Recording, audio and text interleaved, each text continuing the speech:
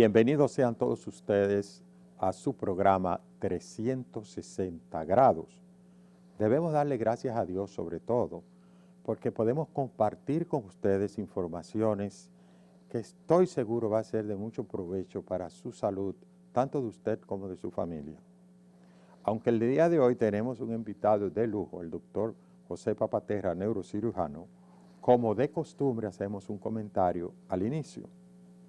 ¿Y qué comentario debemos de hacer que no sea lo que hoy está pasando en República Dominicana, que tiene a todos los médicos en vilo, como uno dice, y a las autoridades de salud pública y a los hospitales públicos y clínicas privadas?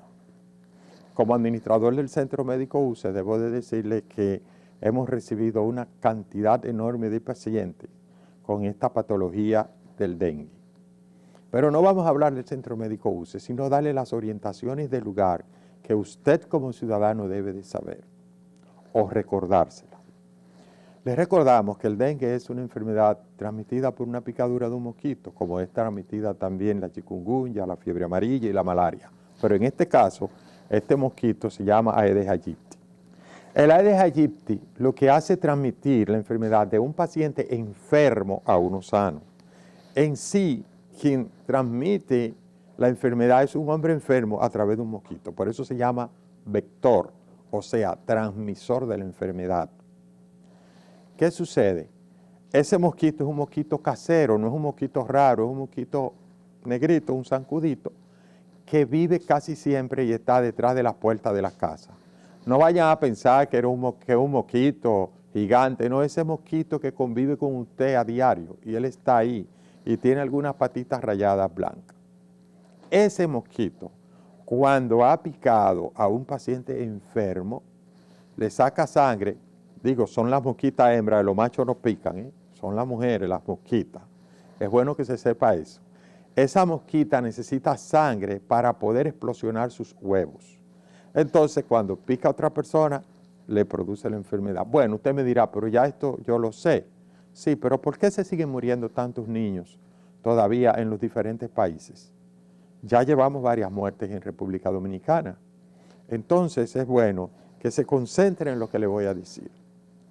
Si su niño o usted como adulto hace fiebre y hace dolor de cabeza, sobre todo dolor detrás de los ojos, se llama dolor retroocular, dolor en los huesos, dolor en las articulaciones, probablemente usted en estos días tenga un dengue. Muchos dengue pasan sin pena ni gloria. Muchos dengue solo con un poquito de líquido de acetaminofén usted mejora, pero usted no sabe cuál es el que se va a complicar. Entonces, como no sabemos cuál es el dengue que se va a complicar, debe de ir al médico. Debe de ir al médico. Inmediatamente lo que la gente acude es a comenzar a tomar jugo de guayaba con ajimorrón. Yo no voy a criticar eso. Bébase todo el jugo de guayaba con ajimorrón que usted quiera, pero vaya al médico. Porque todavía no se ha visto un caso que eso salve a una persona que esté complicándose con una gran extravasación de líquido. ¿Qué pasa? Yo dije en un programa los otros días, cuando el dengue se complica, pasa lo siguiente. Imagínese que usted tiene una manguera de esa que usted usa en su casa o en un jardín. Usted conecta la manguera en una llave, ¿verdad? Y eso lleva agua a un extremo. Lo que pasa con el dengue es que esa manguera, que son los vasos sanguíneos, imagínense las arterias y las venas, en ese trayecto hágale mucho hoyito, ¿qué va a pasar? El agua se va a salir por las paredes. Exactamente eso pasa con el dengue cuando hay una gran extravasación de líquido, porque en la parte llamada íntima del vaso se abre una especie de microporos y se extravasan líquidos, plasma, pero ahí se va el sodio, se va el calcio, se va el potasio, entonces el niño hace una deshidratación importante. Por lo tanto, hay que hidratarlo, pero hidratarlo de una manera que pueda él tener la recuperación rápida. Nunca darle aspirina, nunca darle antibiótico, llevarlo al médico. No está mirando un hemograma y haciéndose el médico que si tiene la plaqueta alta o baja, llévelo al médico para que no sea tarde y el muchacho no se le muera.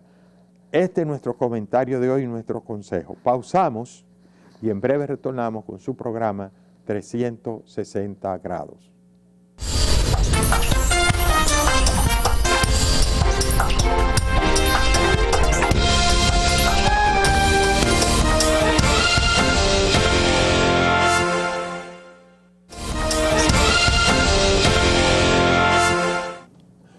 Señores, continuamos con su programa 360 grados. Casi nos agarran fuera de base hablando aquí con el doctor José Papaterra, quien es neurocirujano, nuestro invitado en el día de hoy. Con él vamos a hablar de hernias discales, con él vamos a hablar de Parkinson y otros temas de interés. Pero antes, presentándole al doctor José Papaterra, neurocirujano. Actualmente es el director médico del Centro Médico UCE, ¿verdad?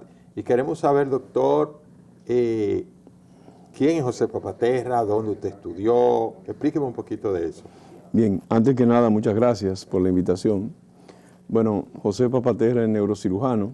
Primero se hizo médico general en la Universidad Autónoma de Santo Domingo. De ahí fuimos a Estados Unidos y estudiamos en el Jackson Memorial. Hicimos un año de psiquiatría luego de haber pasado los exámenes. Y de ahí salimos corriendo y nos fuimos a Viena, a la universidad, al Hospital Universitario de la Universidad de Viena, donde duramos 6 años haciendo neurocirugía y 2 años haciendo lo que se llama cirugía funcional. Bueno, estamos hablando entonces que 1 año en Estados Unidos y 8 años en Viena son 9 años de preparación.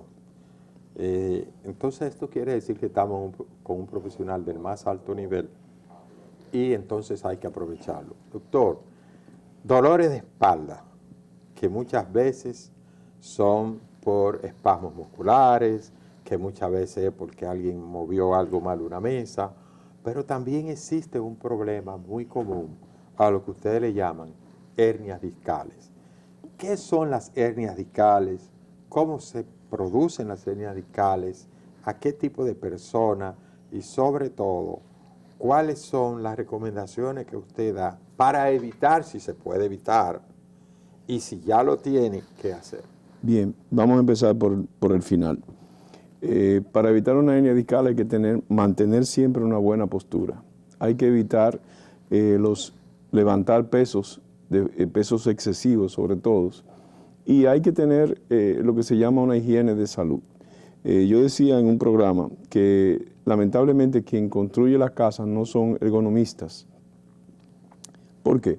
Por ejemplo, cuando ponen un lavamanos para uno cepillarse los dientes y lavarse las manos, esa posición que nosotros asumimos al hacer estas actividades suelen provocar trastornos en la columna. ¿Por qué? Porque hay que agacharse para poder cepillarse los dientes y lavarse las manos, y eso produce una sobrecarga en la columna, y ahí paso a definir qué es una hernia discal. Una hernia discal no es más que la ruptura del disco intervertebral, que dicho sea de paso, los discos intervertebrales, lo que son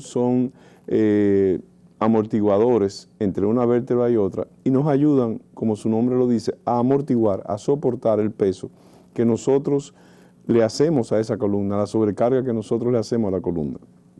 Cuando este amortiguador natural se daña, el contenido del líquido del disco sale afuera del canal, y lo que hace es que comprime un nervio.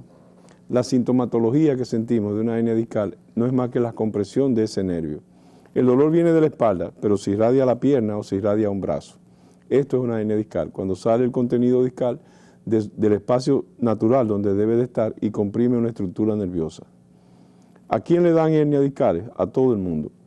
Antes, hablando hace 30, 40 años, cuando el hombre era el encargado de la producción únicamente en la casa, eran los más afectados. Ahora, cuando la mujer ya se ha integrado al tren productivo, y aunque sus actividades no son netamente físicas, también por la postura ha aumentado el número de mujeres sufriendo de patología de columna. ¿Cuáles son los oficios o profesiones que están más tendentes a desarrollar hernia discal? Bueno, hay 2 grupos.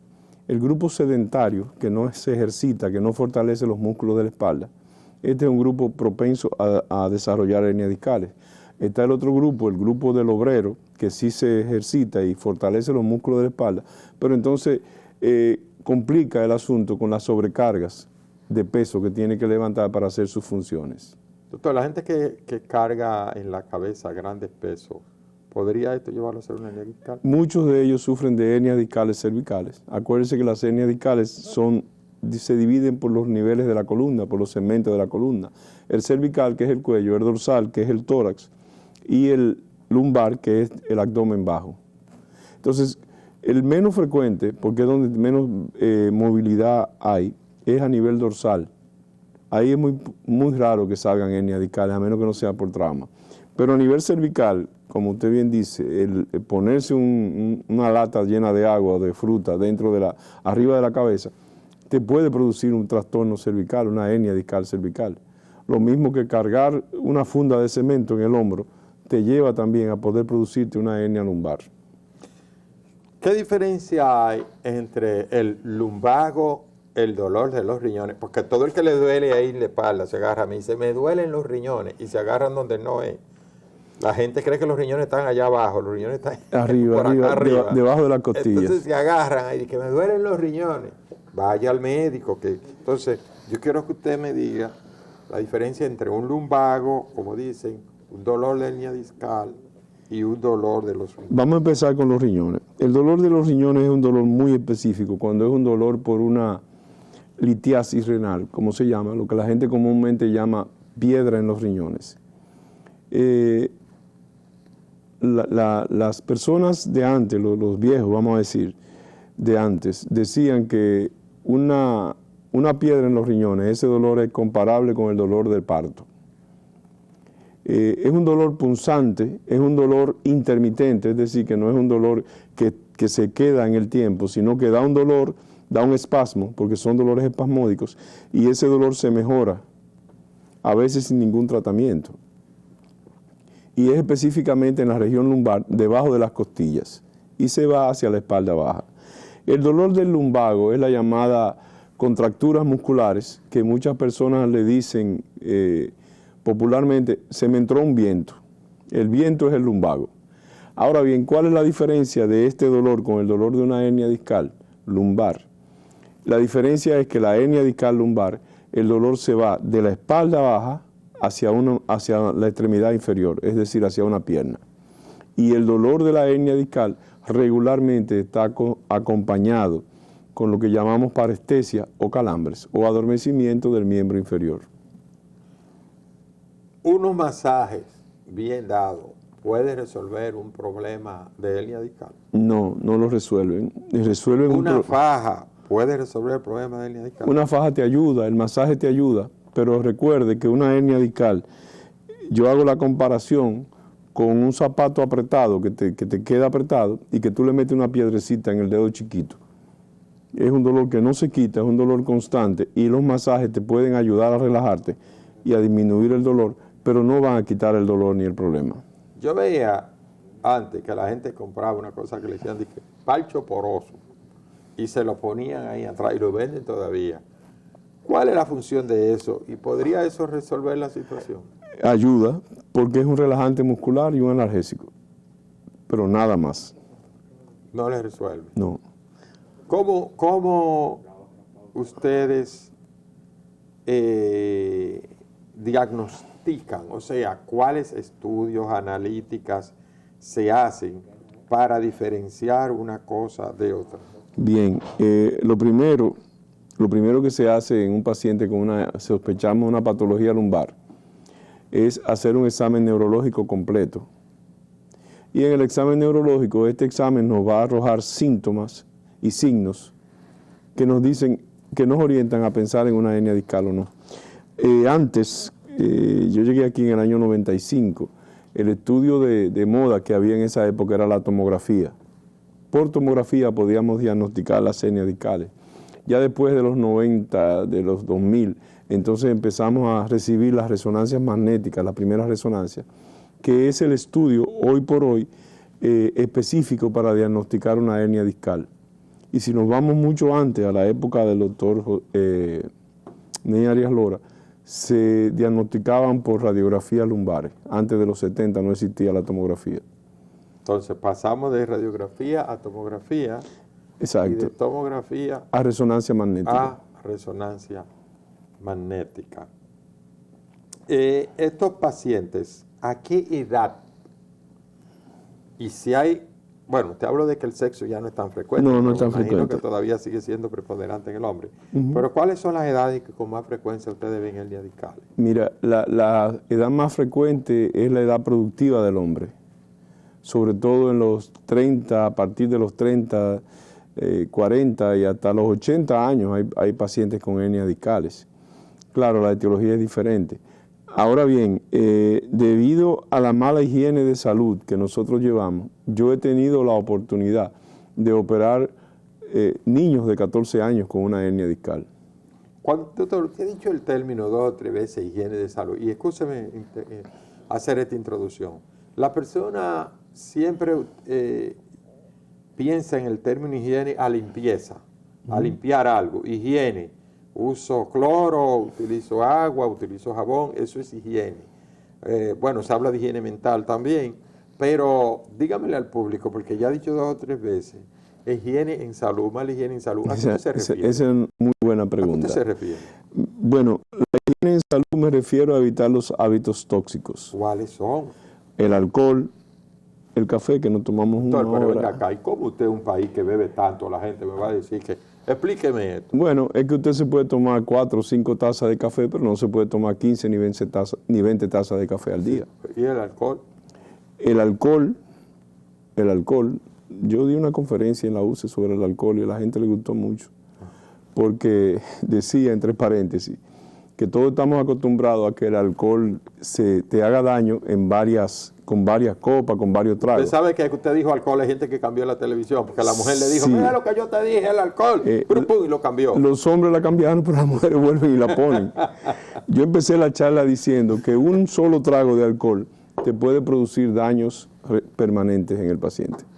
Pero vamos a hablar de los hábitos tóxicos. Porque vamos a venir a hablar sobre los daños del alcohol, las neuronas cerebrales y todo ese tipo, que es un tema interesantísimo. Sí, pero ¿verdad? vamos a hablar de los hábitos tóxicos. Ajá. Entonces está el café, las drogas, el alcohol y sobre todo,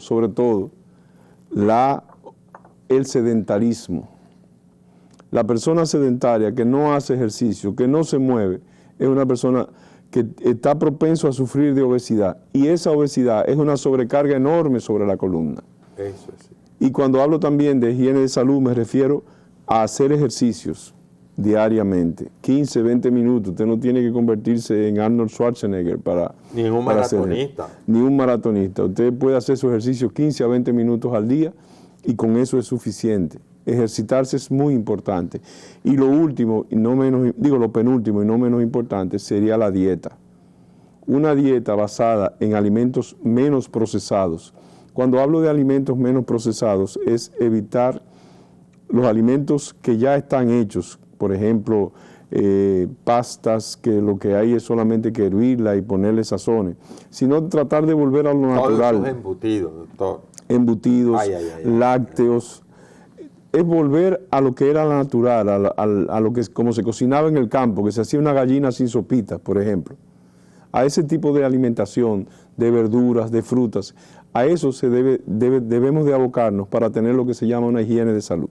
Yo he visto niños, y tengo un adolescente todavía, que si tú te descuidas, él se desayuna con un chito, una papita, una cosa. Alimentos sumamente procesados. Después se bebe un refresco, lo que quiere cosas fritas, y yo lo miro a veces hasta con pena, porque la verdad es que cada día más enfermedades están asociadas por la cantidad de conservantes que se utilizan, por la cantidad de insecticidas a veces en algún tipo de alimentos, y otros son esos productos químicos que lo cargan para poder mantener esos productos que no se descompongan.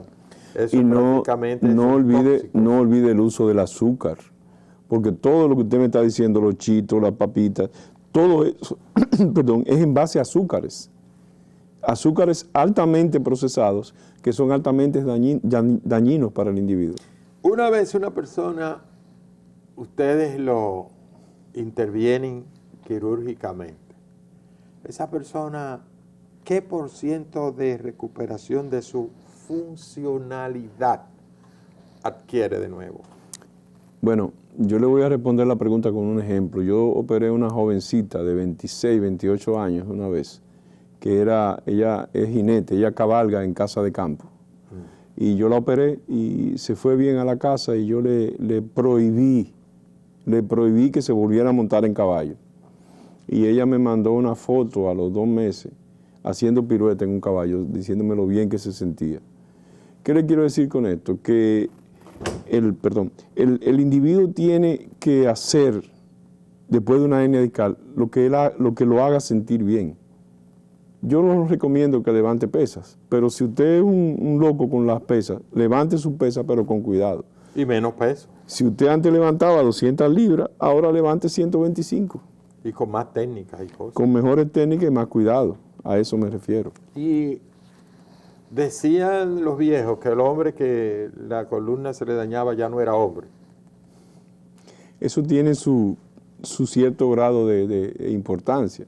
Usted sabe que para las relaciones sexuales, para que el miembro masculino levante, usted tiene que sentirse bien. Nadie con un dolor en la columna va a pensar en tener sexo. De ahí es que viene el asunto. Sí, y usted y yo que conocemos el hospital Antonio Musa, una vez saliendo yo del hospital, me aborda un paciente que yo había operado de una hernia discal hacía 15 días, y él va con un palito de eso de coba, caminando cojo, pero me cae atrás y me alcanza, y me dice, doctor, mire, yo tengo ya 15 días que me operaron, y yo quiero saber si yo puedo hacer algo, porque como usted me operó de la columna, pues la gente cree que se opera de la columna no funciona, y mi esposa me está esperando. ¿Qué le digo? Digo, amigo, usted podía haber hecho algo ya a partir del 8º día.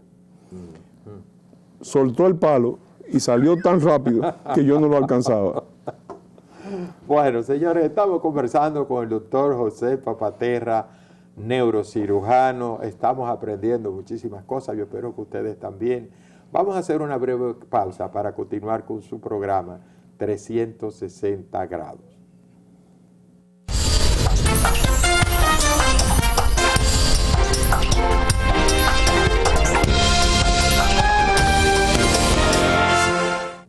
Continuamos con su espacio 360 grados, un espacio que originalmente lo hace el doctor Héctor Balcácer, pero que nos ha pedido que por lo menos una vez al mes llevemos la conducción de este espacio. Les recordamos que el doctor Papaterra, uno de los lugares que ejerce es en el Centro Médico UCE. Allá nosotros administramos el centro, el doctor es el director médico, pero además es neurocirujano y también hay que decir que presta su servicio allá, ¿verdad, doctor? Sí, claro. Doctor, esa es mi base ahora mismo. Claro, estamos hablando de las hernias discales. Una pregunta. ¿Todas las hernias discales se operan? ¿Cuáles se operan? ¿Cuáles no se operan? ¿Cuándo usted dice, esta es operable, esta no? Bien. Lamentablemente, para muchos, decir que las hernias discales se operan todas es una falsedad. Las hernias discales no se operan todas. Las hernias discales tienen unos criterios que son los criterios indiscutibles para llevar a un paciente de cirugía. ¿Cuáles son estos criterios? Bueno, un dolor que no mejore con ningún tipo de tratamiento médico, ni con reposo, ni con terapia física, ni con analgésicos potentes. Si es un dolor constante que te impide desarrollar tus actividades, esa es una indicación para cirugía. La otra indicación para cirugía que no se puede postergar es cuando el paciente empieza a perder fuerza en la extremidad, sea en el brazo, sea en la pierna. Si esa pérdida de fuerza se prolonga y el paciente no se opera en las primeras semanas, esa pérdida de fuerza no se recupera nunca. Y la tercera, que es la más importante, y es con la cual hay que andar muy rápido, es cuando el paciente empieza a tener disfunción de esfínteres. ¿Qué es una disfunción de esfínteres? Se le sale la pipí, se le sale la materia fecal y el hombre no levanta, por ejemplo. Es una emergencia, doctor. Terrible. Por las 3 áreas. Entonces ahí ustedes intervienen. Normalmente no hay que esperar ahí. Entiendo que no es de repente. No, que...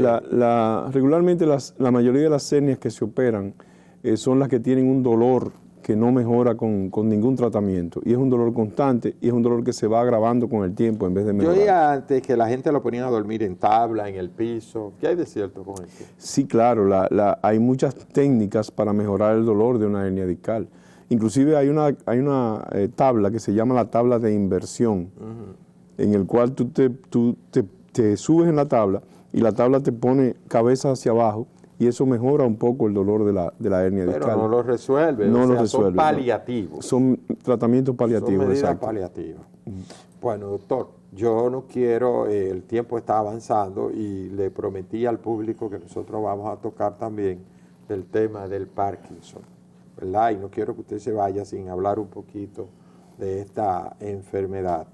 Y comenzamos definiendo Sí. qué es el Parkinson. Bien, la enfermedad de Parkinson fue descrita por primera vez en el 1817 por James Parkinson, que era un neurofisiólogo, y él la clasificó como la parálisis agitante. La enfermedad de Parkinson está caracterizada por temblor, que es un temblor en sus inicios de reposo. Ya cuando el paciente está muy avanzado es un temblor de intención.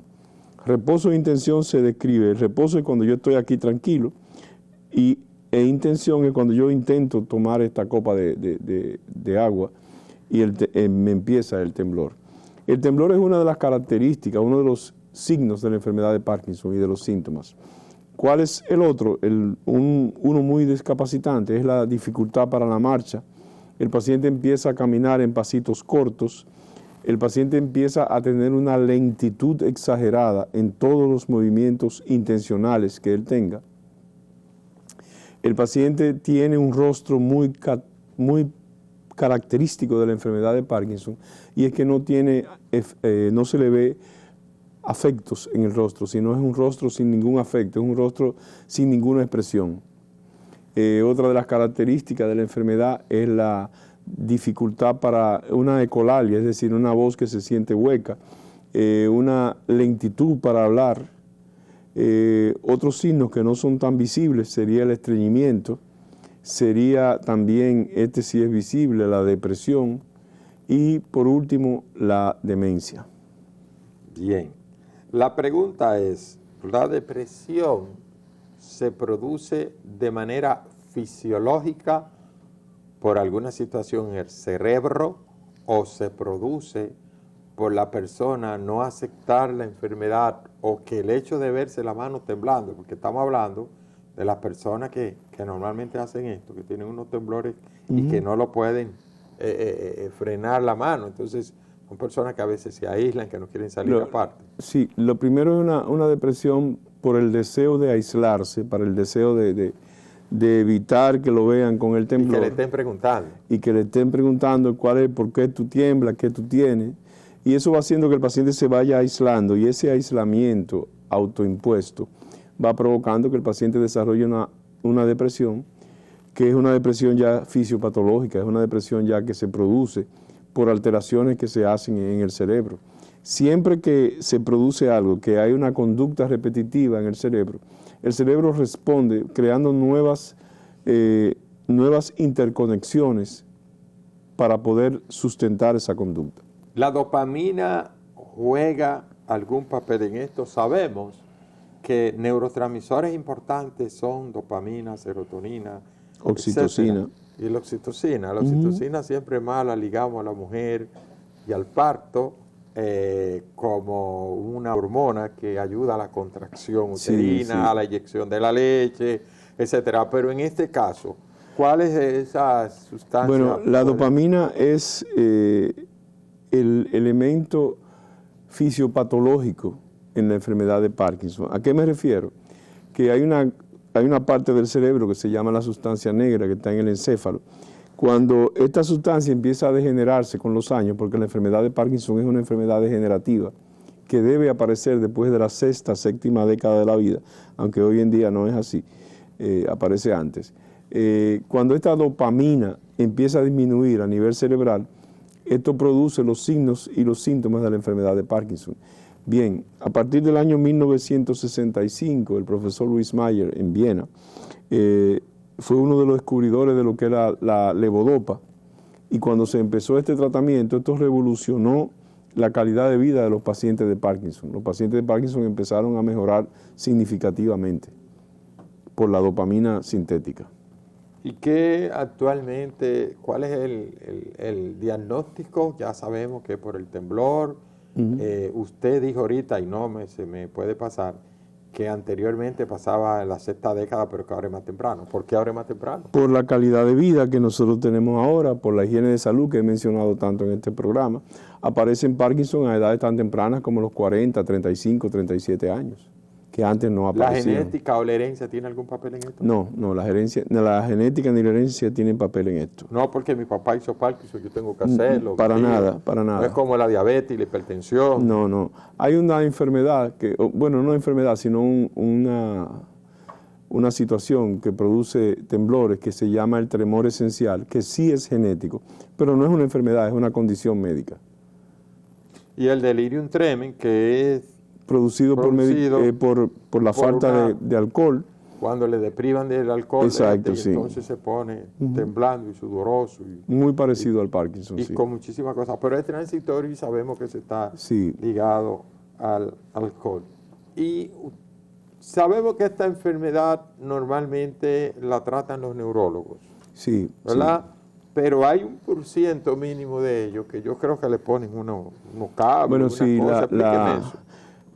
Paradójicamente, la cirugía de Parkinson fue el primer tratamiento para la enfermedad de Parkinson, porque recuerden que la dopamina, como dije anteriormente, empezó a usarse en el 1965, pero ya por los años 40 el profesor Lars Lesser empezaba a tratar quirúrgicamente el temblor para la enfermedad de Parkinson. Hoy en día nosotros podemos tratar en el país quirúrgicamente a pacientes con Parkinson, pacientes muy específicos que son referidos siempre por el neurólogo.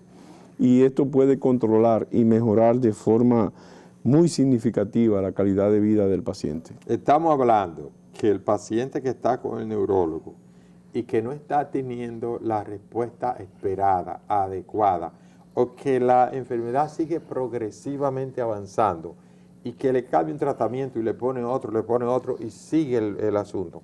Es el tipo de paciente que llega donde usted como neurocirujano. Y sobre todo que la dopamina tiene la desventaja, como todos los medicamentos en el cerebro, que te puede durar 10 años con un buen efecto, una buena respuesta al medicamento, pero luego del 5º al 10º año, esa respuesta al medicamento disminuye mucho, entonces tú tienes que aumentar mucho la dosis, y esa situación de aumentar la dosis te produce daños, efectos secundarios adversos. Entonces, este tipo de paciente que está en buenas condiciones, que no tiene una demencia, es un paciente realmente ideal para lo que sería una cirugía de Parkinson. Y recordar que cuando habla de daños, la mayoría de los medicamentos se metabolizan a nivel del hígado.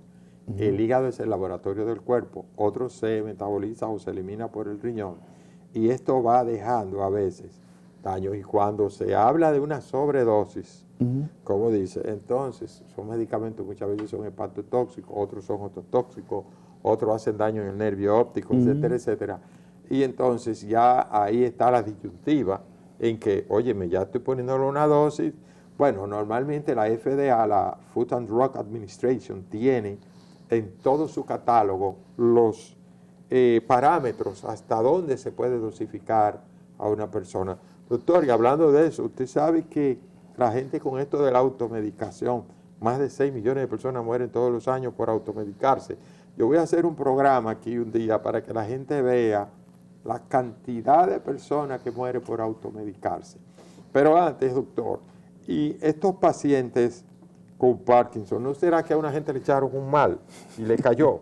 Porque ese hombre no temblaba y de repente ahora está temblando. No fue que una mujer le echó un mal al otro y le cayó. Eso habla ¿No ha llegado eso usted? No, eso habla de la etiología. La enfermedad de Parkinson tiene una etiología o una razón de ser desconocida. Sabemos que es una enfermedad degenerativa que aparece con los años. Por ejemplo, en uno de los estudios que yo leí, decía que si todos llegamos a tener 120 años de vida, todos vamos a sufrir de Parkinson. Bueno, así yo quisiera sufrir con 120. Pero las razones de por qué aparece el Parkinson no es conocida. O sea, no se sabe por qué aparece. No se sabe. a ciencia cierta. No hay, como nosotros llamamos, un dato patognomónico. No, nosotros sabemos que es una degeneración de la sustancia negra con una disminución importante de la dopamina que produce el organismo. ¿Cuáles son los efectos psicológicos fuera de la depresión en pacientes que usted ha tenido? ¿Cuál ha sido el mayor problema para integrarse a la sociedad? ¿O cómo ese paciente dentro de su enfermedad no deja de ser funcional? Bueno, hay dos cosas por las cuales el paciente deja de ser funcional. La primera es los trastornos del movimiento que le impiden hacer su vida cotidiana, hacer sus funciones diarias como poder comer, poder bañarse, poder ir al baño solo. Pero la parte más discapacitante del Parkinson y la que no son pacientes elegibles para cirugía es la demencia. Y cuando hablamos de demencia hablamos de delirios, alucinaciones, fabulaciones, y una desconexión del paciente con la realidad. Entonces, usted me está hablando que no solo es temblores, sino que al mismo tiempo va afectando todo lo que es la parte conductual. En algunos casos, no en todos los casos, en algunos casos hay pacientes que hacen una demencia, específicamente en un 20-23% de los casos. O sea, un 70, entre un 70 y un 80 que no. Exacto. ¿Afecta la capacidad de razonamiento de esa persona? Sí, cuando hay una demencia, la capacidad de razonamiento, la parte cognitiva, la parte prefrontal está afectada definitivamente.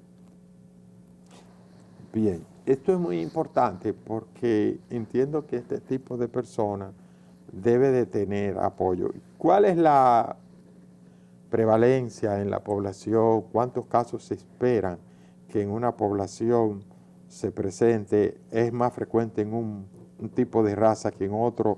¿Cómo andan las estadísticas aquí en República Dominicana?